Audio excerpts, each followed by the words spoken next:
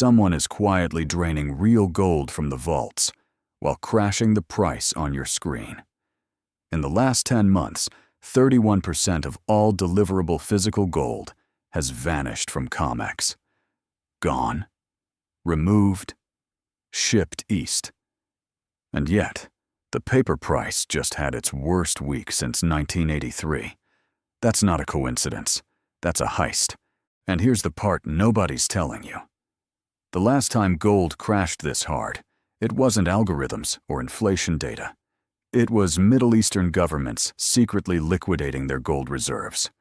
The same pattern is happening right now, but with one terrifying twist that makes this time potentially far worse.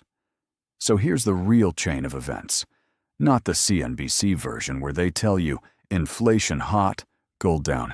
That's like explaining a car crash by saying the car stopped moving. Technically accurate, completely useless. The actual dominoes fell like this.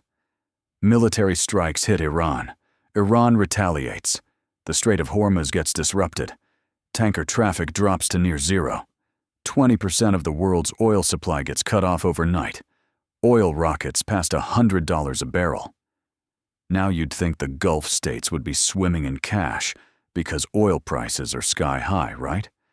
But they can't ship it out. The pathway is blocked. Saudi Arabia and Kuwait have already started cutting production because their storage tanks are full.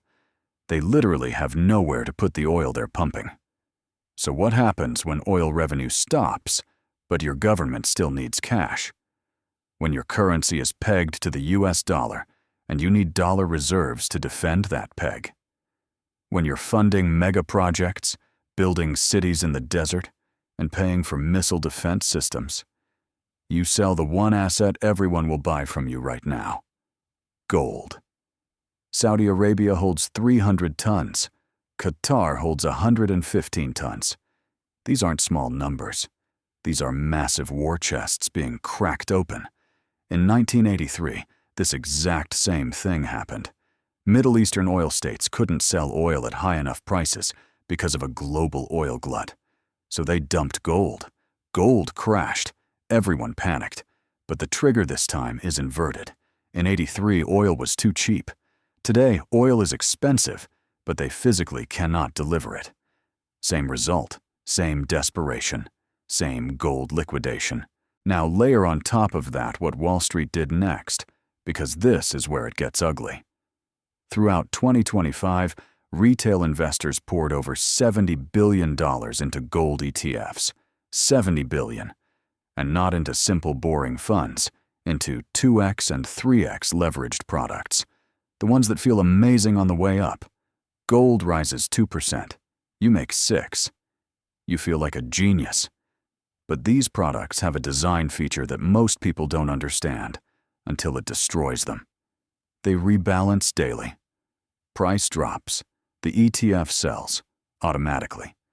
Price drops more. Margin calls trigger. Retail dumps their positions. Price drops again. Death spiral. The very products that helped retail ride gold to 5,500 became the wrecking ball that smashed it back down.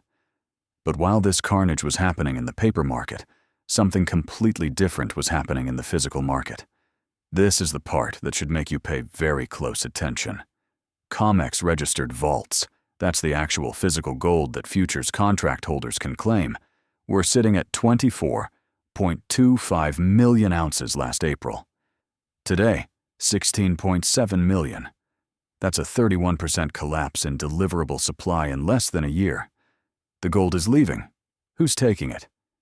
Central banks, China, Poland, Uzbekistan, Asian investors, Eastern buyers.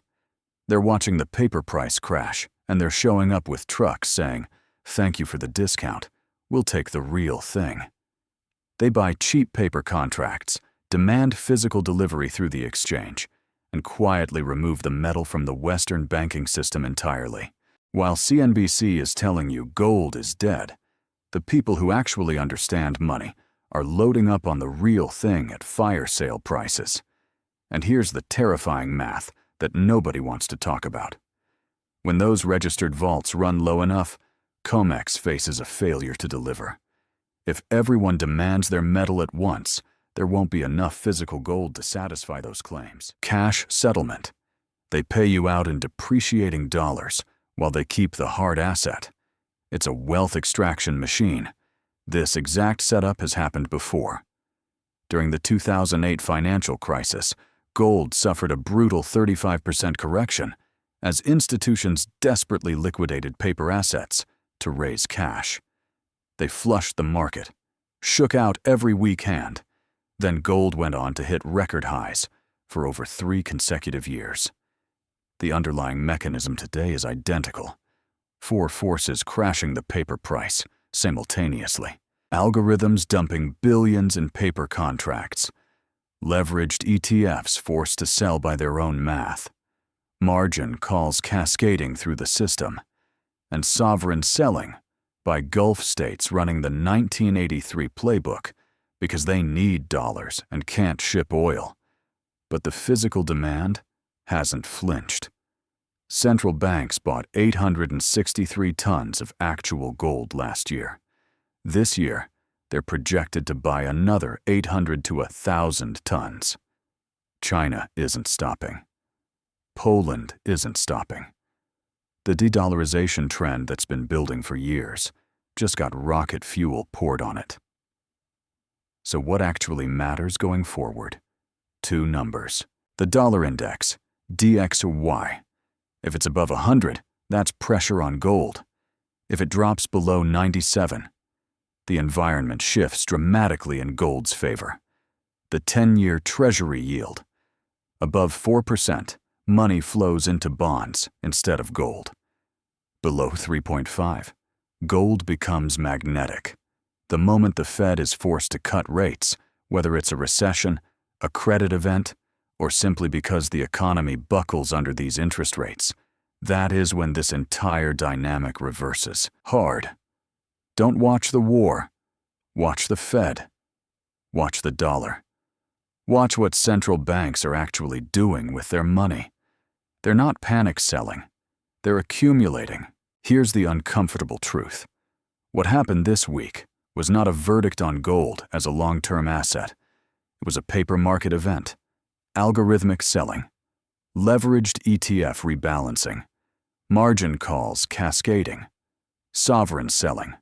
The paper price crashed. But the case for gold, as the only reserve asset on Earth with zero counterparty risk, that case didn't change. There are 2 prices for gold right now. The one on your screen, and the one being paid in vaults from Shanghai to Zurich by people who've seen this exact movie before and know how it ends. If you want to understand how Wall Street actually moves money during events like this, and how to see their next move before it happens, this video breaks down the exact framework.